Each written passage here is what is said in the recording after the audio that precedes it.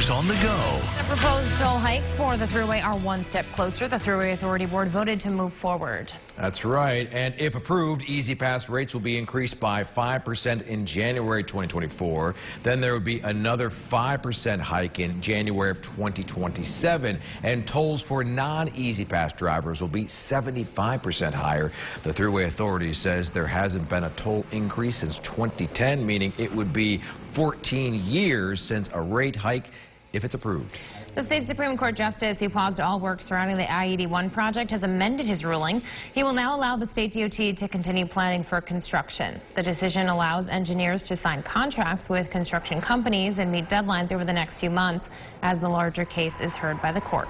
In Syracuse, 3 people are under arrest after a traffic pursuit that turned up 20,000 packets of fentanyl, some cash, and a gun. It happened Sunday night on Allman Street. Police tried to stop a car that took off before crashing into a car with 2 people in it at Catherine and James Streets. After search warrants police found the drugs, a handgun, and over $2,300 in cash.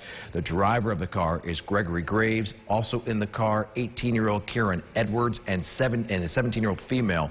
They all face multiple charges. The Baldwinsville Board of Education appointing a new board member Monday night. Denise Falso takes over for Frank Mattis, who resigned just a day after embattled Superintendent Jason Thompson was seen crowd surfing at the homecoming football game and arrested a short time later for drunk driving.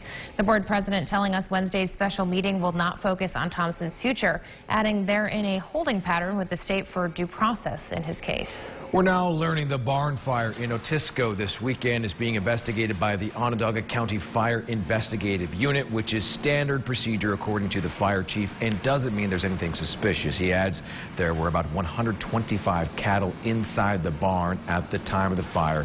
No word on how many cows died. The fire department was called back 3 times to put out hot spots, including early Monday morning. The 2 firefighters who were hurt are doing okay. One has since been released from the hospital. A Watertown man owning up to his part in the January 6th insurrection. 25-year-old Rafael Rondon pleading guilty to allegedly entering the Capitol, at one point making it into the House Speaker's office suite with his mother. She has pleaded not guilty and is awaiting further proceedings. He will be sentenced in March and faces a maximum of 20 years in prison.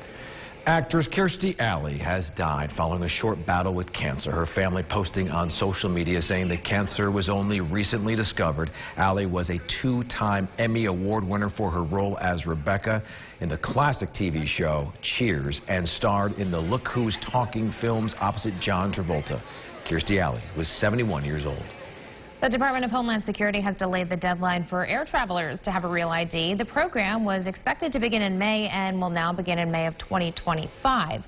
This is the 3rd time the deadline has been extended. The rule says any flyer over the age of 18 needs a real ID or a passport to fly even within the country.